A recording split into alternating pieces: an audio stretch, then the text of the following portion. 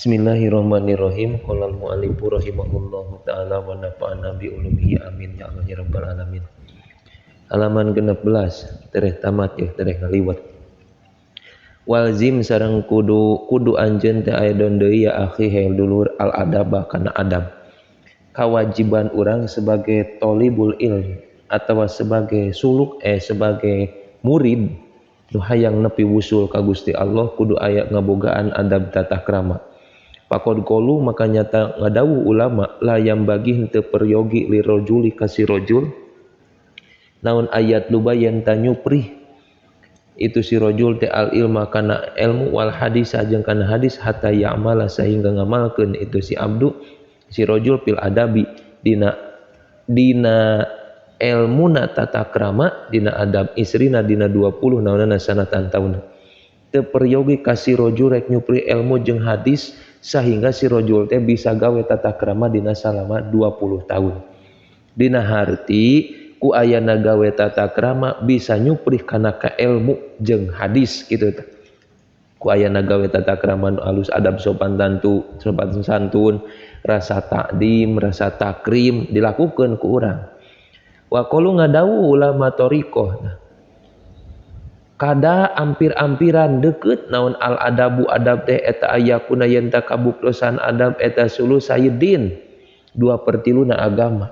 Jadi adab teh ampir-ampiran eta teh menguasai karena 2/3 agama. Jelas lamun ayeuna jalma geus bisa make adab tata krama kumaha urang ye jadi murid maka eta teh kaya geus memperoleh 2/3 urusan agama. Komonya kerbikeun para santri mah loba geuning jalma nu jarang ngaji tapi kurido nu jadi guru akhirna mah sukses dunia akhirat dina nalika mukimna kitu tah. Wa qalu ngadawu ulama man sing sajalma tarokhoso anu migawe kamurahan siman fil adabi dina adab roja'a maka balik siman min haisujaatina sakira-kira datang lamun jalma tah ayeuna migawe kamurahan dina harti eta jalma teh ngaremehkeun dina urusan adab tata krama kerneangan ilmu atawa nepi keur urang teh jadi murid hayang wusul ka Allah maka eta jalma teh balik tina sakira-kira datang balik bangkatna datangna manehanana bodoh teh nyaho naon balik lagi bakal bodoh datangna ayeuna jalma teh teu nyaho ka Gusti Allah maka balik lagi moal nyaho ka Allah kitu tah sakira-kira kitu. Wa qalu sareng ngadawu ulama man sing sajalma la adaban teu aya adab eta maujud lahu ka iman. Fala syari'ata maka teu aya agama eta maujud lahu ka iman. Zaman wa adab moal bogaan agama eueuh teu sampurna agamana tah. Wala imana eueuh ka imanan eta maujud teu sampurna imanna wala tauhid teu eueuh ka tauhid eta maujud. Eueuh adab dina soal ibadah ka Allah.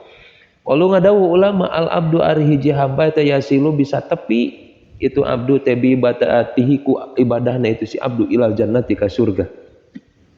Tapi wala yasilu teu bisa nepi itu si abdu teh ila hadratillahi taala kana hadrah Allah taala illa bil adabi angin ku adab. Bil ibadati dina ibadah. Jalma bisa nepi ka surga ku pedah ibadahna ayeuna meunang ridho Allah, tapi jalma moal bisa nepi ka hadrah Allah usul ka Allah terkecuali ku adab tata krama dina urusan ibadah. Aya paman sing sajalma la yuroi anu henteu ngaraksa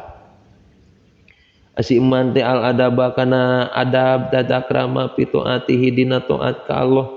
bahwa mangka asiman eta mahjubun anu dihalangan an rabbihi taala tina tidat Allah taala.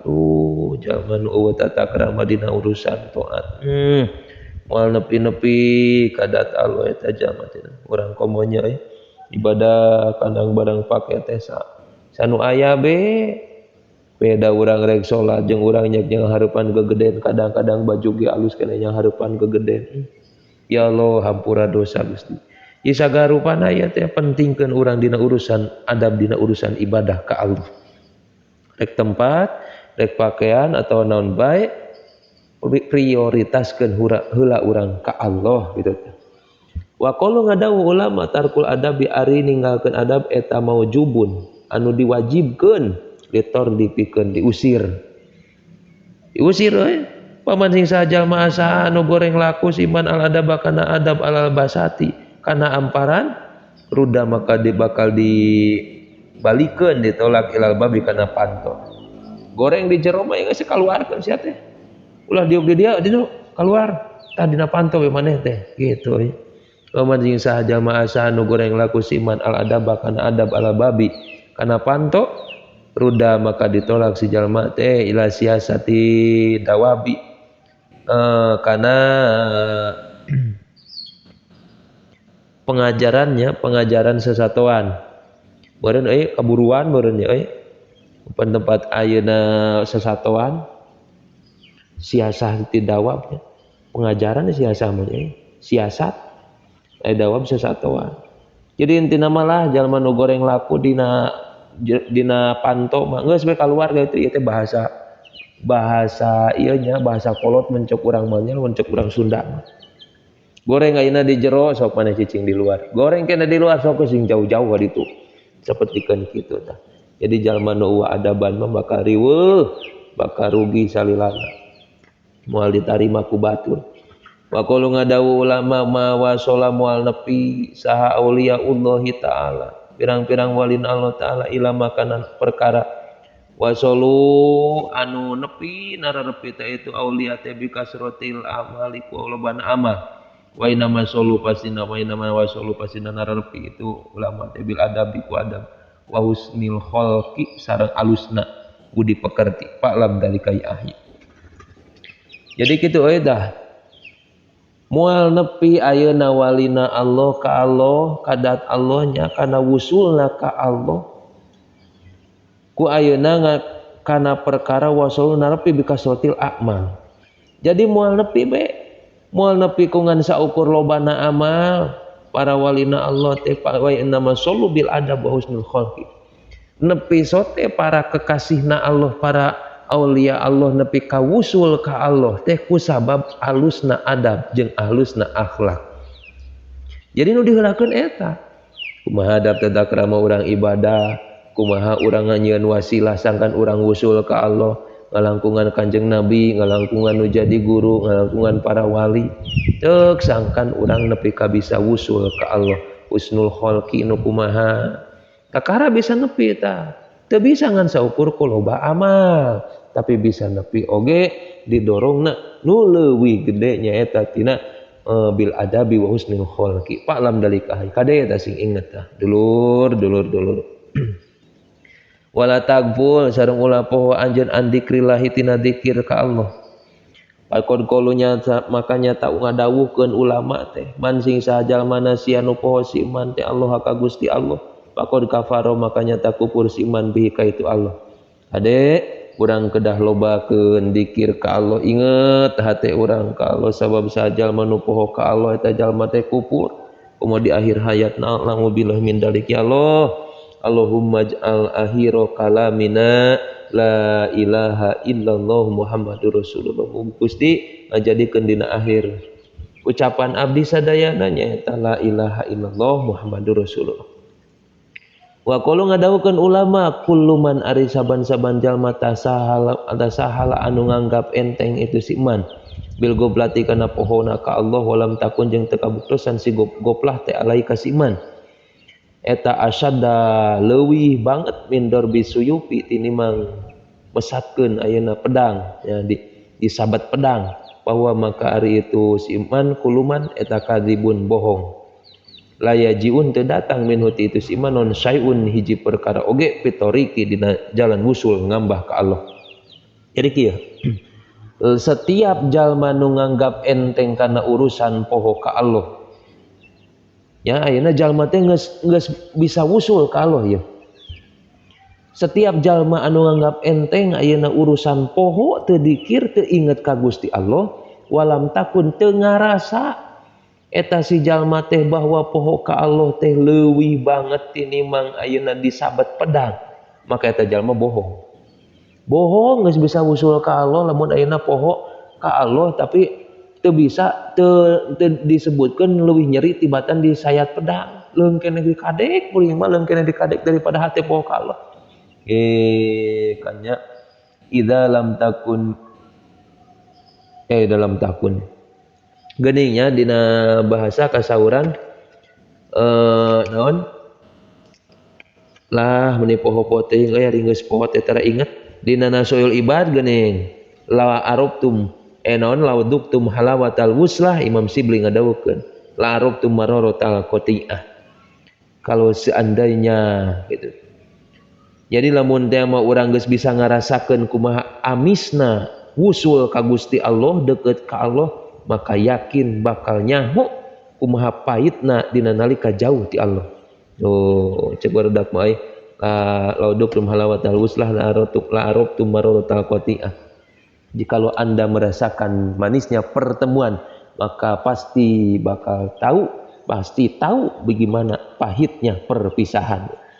Lamun urang geus nyaho kumaha rasa nikmatna deukeut jeung Allah maka dina nalika jauh ti Allah bakal karasa nyeri na luar biasa leuwih nyeri tinimbang di sayat pedang gitu. Bohong lamun teu kitu teh eta. Layajiun teu datang gitu. Jadi teu eueuh we sama sekali. Eueuh hiji perkara oge eta di eta jalma teh jalan wusul ka Allah eueuh. Bohong gitu. Wa qulu ngadawukeun ulama idza taroka di mana-mana ninggalkeun saal arifu jalma nu ma'rifat adzikra kana dzikir nafsan kana ambekan aw nafsani atau dua ambekan yada maka nguasakeun sal Gusti Allah taala lau kasih itu arif asyaitonan ka setan lamun ninggalkeun tas jalma nu geus ma'rifat ka Allah anu la arab tu marota qoti geus ninggalkeun dina dzikir sanapas we poho ka Allah atau dua napas maka urusan bakal diserahkeun ka setan dina harti bahwa maka itu setan eta lahu kerpikeun itu si arif eta qarinun anu ngabaturan ya Allah ya Rabbana lembar ya Allah wa ma ghairul arifi anapun ari urang anu can marifat ka Allah payusamahu maka dihampura si ghair mah euy bimisli dalik usaumpamana itu idza taroka dimaklum cek Allah teh. Tapi kan hari jadi jalma dimaklum terus mah meureun kos nu gelo nya. Mantap urang ikut aya peningkatan hayang urang teh usul ka Allah teh. Mun hayu bae dimaklum teh jalma teh paur. Ini kudu jadi gelo mah dimaklum sia teh mah kitu sote kurang eucreug. Ya kitu bae urang teh anger urang. Dan kahade dina nalika geus ma'rifat ka Allah, urang nepi ka poho sanajan sanapas. Oh nya. Bahwa maka hari itu si iman amagur arif wala yukhodu sareng teu disiksa si goer mah ila misli darojatin angin dina perumpamaan saha menit beureun nya aw darojata ini atau 2 menit disiksa nate sabab dimaklum teh aw zamanin atawa sawaktu aw zamana ini atau 2 waktu aw saatin atawa sajam disiksa nate aw saata ini atawa 2 jam ala sabil marotibi nantepan kana ngitung-ngitung pirang-pirang martabat. Wa qad ruwiyanya tadi riwayatkeun ngariwayatkeun sa Syaikhoni dua gurunya qala ngadawuh sallallahu Gusti Allah taala ana ari kami eta inta doni abdi bi tuh abdi tetep aya dina panyangkana hambana Allah mah aya dina panyangka hambana bi ka kami saur Allah teh jadi Allah mah lamun teh cek hambana Gusti abdi yakin ka Gusti bakal ngaijabah kana doa abdi Gusti ijabah doa abdi yakin urang ka Allah maka bakal diijabah ku Allah wala yukhalifu donu maka Allah mual nyulayaan kana panyangkana hiji hamba kitu tasawur Allah teh eueuh we wa ana sareng ari kami eta mau sarta jalma sarta abdi ida dakaro di mana eling itu abdi ni ka abdi jadi Allah mah babarengan jeung jalma anu eling ka Allah tuh lamun urang inget ka Allah berarti Allah aya di urang lamun teh mah ayeuna urang teu inget ka Allah berarti Allah di urang. Fa in dzakaro maka lamun inget si abdi ni ka si abdun teh si jalma ni ka kami binafsihi dina hatena itu si abdun dzakartu maka inget maka nyebut kami gehu ka itu si abdun fi nafsi dina dat kami tuh saur Allah teh. Jadi lamun hayang ngitung kumaha Allah ka urang tingali heula. Kumaha ya urang ka Allah kieu sakumaha deukeut Allah jeung urang tingali sakumaha deuketna urang jeung Allah kitu bae wa in dzakaru lamun teh menyebut si abdu ni ka kami pimalain dina kumpulan anu loba dzakartu maka nyebut kami teh fi huka itu si jalma fi malain dina kumpulan nu loba khairin anu leuwih alus min malaihi tinimbang kumpulanna itu si abdi. Beuh, ya Allah ya Robbana, itu intina malah seringna urang inget ka Allah, maka Allah bakal sering inget ka urang sadayana. Intina mah kitu. Batak ulah poho urang terus-terusan dikir ka Allah ulah nepi ka aya hiji waktu anu poho ka Allah. Mudah-mudahan we urang diberi istiqomah salilana ku ngaderes eta geus terus-terusan nganyahokeun kadat Allah. Hayang nyaho, hayang nepi usulna ka Allah. Amin ya Allah ya rabbal alamin. Wallahu a'lam bishawab.